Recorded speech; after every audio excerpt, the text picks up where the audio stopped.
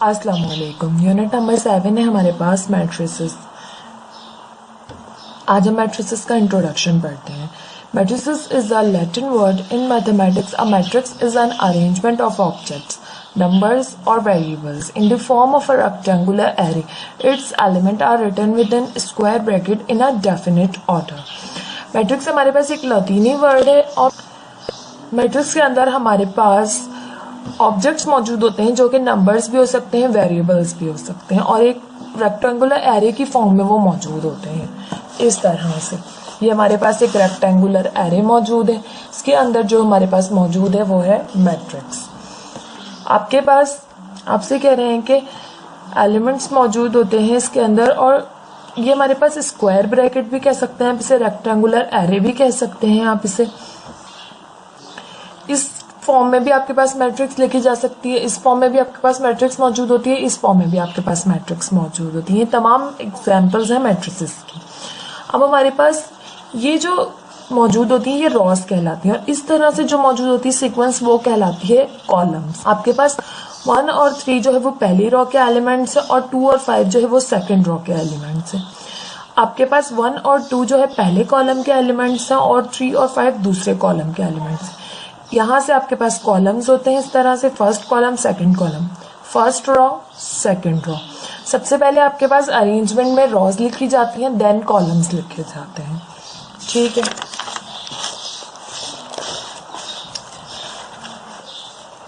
Notation. Matrix को हम usually represent करते हैं capital letter of English alphabet से, जैसे कि हमारे पास A, B, X, Y, Z, कुछ भी हम वेरिएबल दे सकते हैं हमारे पास इंग्लिश अल्फाबेट में से और आपके पास उससे डिनोट कर देते हैं। ये आपके पास नोटेशन होती है मैट्रिसेस की। अब हमारे पास है orders of a matrix. Order हमारे पास जैसे कि if there are rows and columns in a matrix A, then the order of a matrix is R multiply by C, यानी पहले rows लिखी जाएंगी then multiply by C, यानी columns से multiply किया जाएगा। आपने इन दोनों को multiply करके नहीं लिखना है, आपने जो इस तरह से अरेंज करना है। जैसे ये हमारे पास एक मैट्रिक्स दी गई है, इसमें 2 rows मौजूद हैं और 2 ही कॉलम्स मौजूद हैं, तो मैं इसको लिखूंगी 2 multiply by 2। इसकी अरेंजमेंट होगी मेरे पास 2 multiply by 2। ठीक है, आपने 2 मल्टीप्लाई बाय 2 इक्वल्स टू 4 नहीं करना है। ठीक है, 2 multiply by 2। Order of a matrix A is 2 multiply by 2 as there are 2 rows and 2 columns in A. इसी तरह से एक बी मैट्रिक्स दी हुई आपके पास, इसमें हमारे पास 2 और 3 मौजूद है एलिमेंट्स। देन ऑर्डर बी हमारे पास होगा, पहले रॉज लिखी जाएंगी, फर्स्ट रो सेकेंड रो, तो पहले रॉज लिखी जाएंगी, 2 रॉज है। कॉलम कितने हैं मैट्रिक्स में? 1, तो 2 मल्टीप्लाई बाय 1। हमारे पास रॉज है 2 और कॉलम है 1, ये इसका ऑर्डर है मैट्रिक्स का। लोकेशन ऑफ एलिमेंट्स और एंट्रीज। ठीक है, लोकेशन ऑफ एलिमेंट्स और एंट्रीज का क्या मतलब है कि हमारे पास रॉज मौजूद है, ये फर्स्ट रो है, ये सेकंड रो मौजूद है, ये फर्स्ट कॉलम है, ये सेकंड कॉलम मौजूद है। अब हमारे पास ये फर्स्ट रो का फर्स्ट एलिमेंट है, इस तरह से हमने इसे लोकेट करना या एंट्री नंबर देना है। ये हमारे पास फर्स्ट रो का सेकंड नंबर है। इसी तरह से यहाँ पे आ जाए तो सेकंड रो का पहला मेंबर या सेकंड रो का दूसरा मेंबर। ठीक है, और कॉलम की बात करें तो कॉलम की जो एंट्री होती है वो सेकंड में होती है। फर्स्ट कॉलम का पहला एलिमेंट, फर्स्ट कॉलम का दूसरा एलिमेंट, इस तरह से हम इसे पढ़ेंगे। और जब दूसरे कॉलम की बात की जाए तो दूसरे कॉलम का पहला एलिमेंट, दूसरे कॉलम का दूसरा एलिमेंट, इस तरह से इनकी अरेंजमेंट की जाती है। ठीक है, टाइप ऑफ मैट्रिसेस। हमारे पास टाइप्स मैट्रिक्स की कुछ बहुत सारी हैं, जैसे कि फर्स्ट है हमारे पास रेक्टेंगुलर मैट्रिक्स। रेक्टेंगुलर मैट्रिक्स क्या होती है? If the number of rows and number of columns in a matrix are not equal, the matrix is called rectangular matrix. If A is an R multiplied by C matrix with R not equals to C, then A is called rectangular matrix। यानी कि आपके पास rows और columns जो हैं वो बराबर ना हो तो ऐसी मैट्रिक्स आपके पास रेक्टेंगुलर मैट्रिक्स कहलाती है।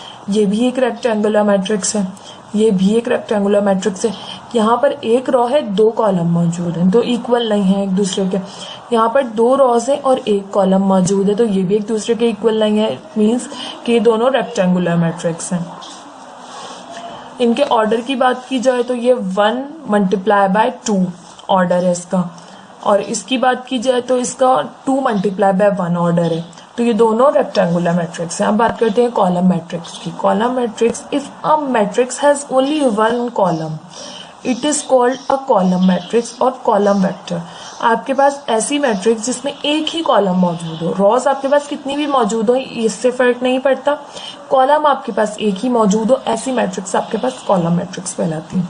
इसमें 2 रॉज हैं, एक कॉलम मौजूद है, इसमें 2 रॉज हैं, एक ही कॉलम मौजूद है, इसमें आपके पास एक ही कॉलम मौजूद है और एक ही रॉ मौजूद है।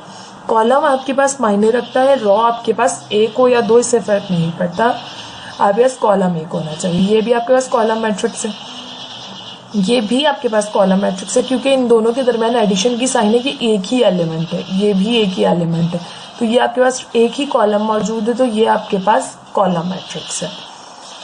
रॉ मैट्रिक्स, रॉ मैट्रिक्स क्या होती है? For matrix has only 1 raw, ऐसी मैट्रिक्स जिसका एक ही रॉ हो, it is called a raw matrix और रॉ वेक्टर। ये हमारे पास एक ही रॉ मौजूद है, वो कॉलम्स जो है आपके पास एक से ज्यादा हो सकते हैं, लेकिन रॉ आपके पास एक ही होगी। ये आपके पास रॉ मैट्रिक्स आ गई, ये भी आपके पास एक रॉ मैट्रिक है, ये भी आपके पास एक रॉ मैट्रिक्स है। ऑर्डर की बात की जाए तो 1 मल्टीप्लाई बाय 2, क्योंकि इसके 2 कॉलम है, एक रॉ है, एक रॉ 2 कॉलम, एक रॉ 2 कॉलम, एक ही रॉ है और एक ही कॉलम है। तो ये आपके पास सारी एग्जांपल्स हैं रॉ मैट्रिक्स की।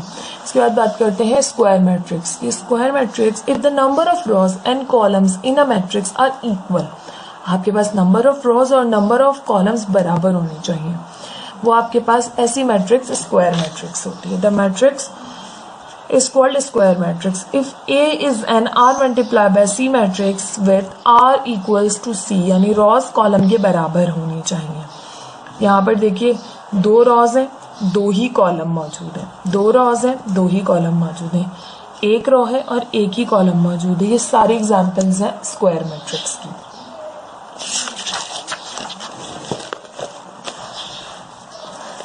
अब आपके पास आ जाती है diagonal matrix. A square matrix with all its elements 0 except elements in the leading main or principal diagonal is called a diagonal matrix। ऐसी मैट्रिक्स जिसके डायगोनल्स, ये है हमारे पास डायगोनल्स, इनके अलावा तमाम एलिमेंट 0 हो, तो ऐसी आपके पास मैट्रिक्स डायगोनल मैट्रिक्स कहलाती है। 3 है, 5 मौजूद है डायगोनल में, बाकी सारे एलिमेंट 0 हैं। 6 -6 मौजूद है, बाकी एलिमेंट 0 हैं। ए और बी मौजूद है डायगोनल में, बाकी सारे एलिमेंट 0 हैं, तो ये आपके पास डायगोनल मैट्रिक्स कहलाएगी।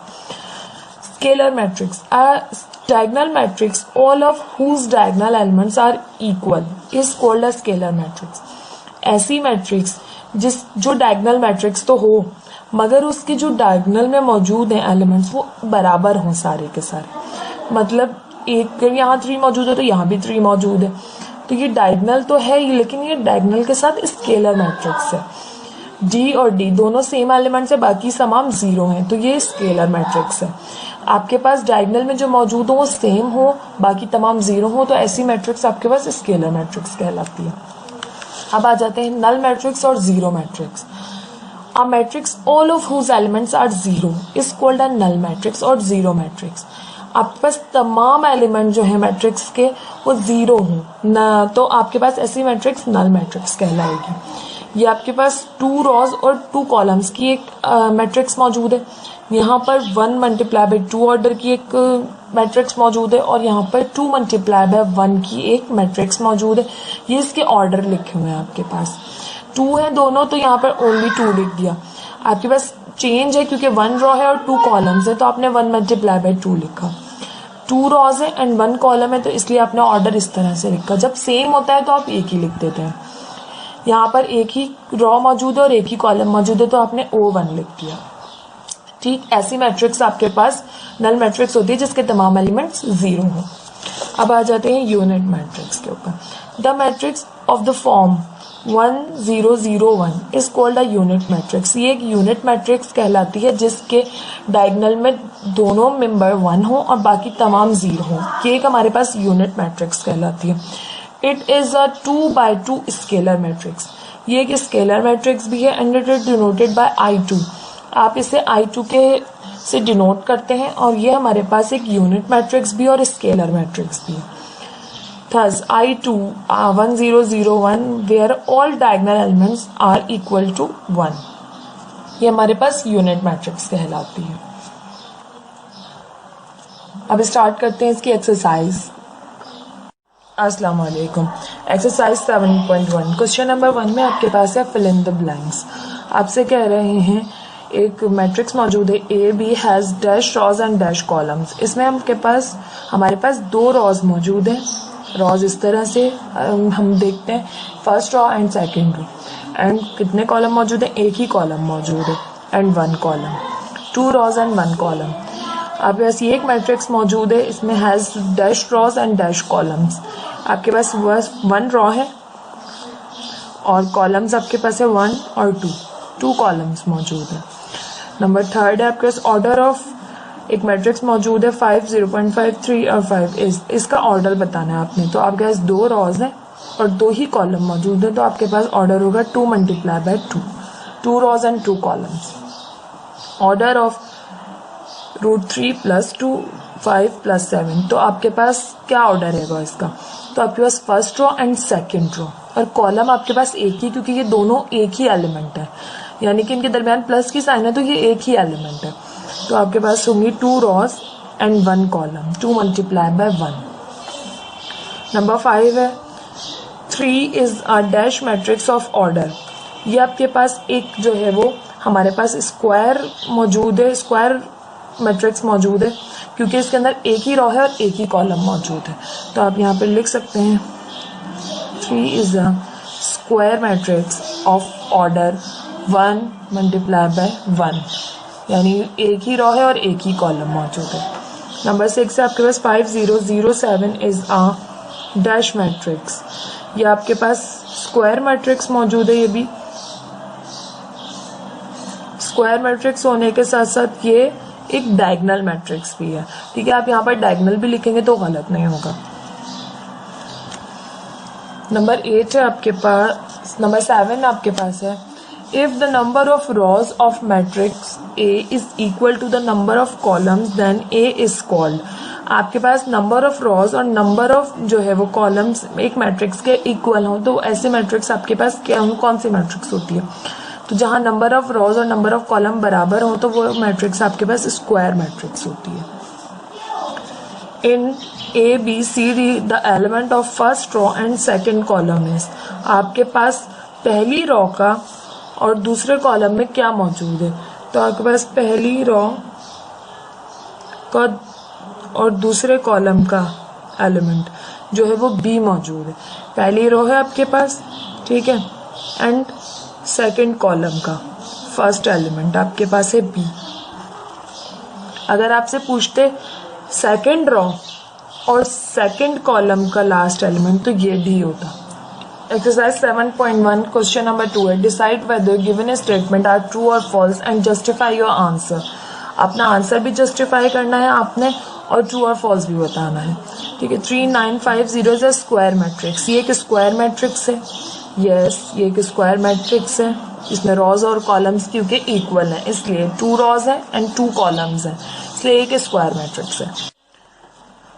सेकेंड है आपके पास 7, 0, 0, 1 इज अ स्केलर मैट्रिक्स। ये आपके पास एक स्केलर मैट्रिक्स कह रहे हैं आपसे, लेकिन ये एक स्केलर मैट्रिक्स नहीं है, क्योंकि स्केलर मैट्रिक्स में आपके पास डायगोनल में जो भी एलिमेंट्स मौजूद होंगे वो सेम होते हैं।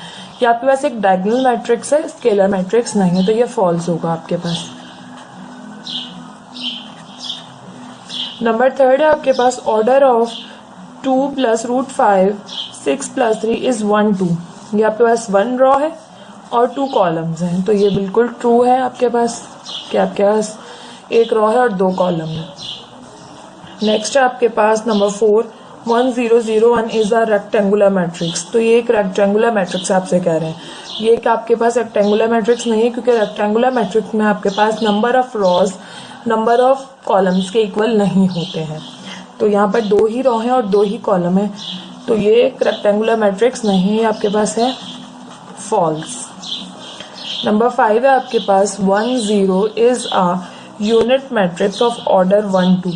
आपसे कह रहे हैं नंबर 5 में कि ये 1 0 जो है आपके पास एक यूनिट मैट्रिक्स है। तो 1 ऑर्डर यानी 1 रो है और 2 कॉलम है।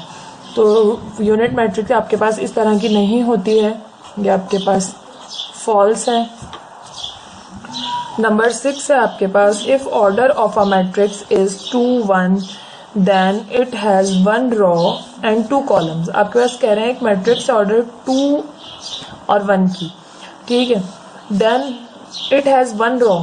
1 रो है नहीं, पहले रो आती है तो 2 रॉज हैं और 1 कॉलम है, तो ये आपके पास स्टेटमेंट फॉल्स होगी।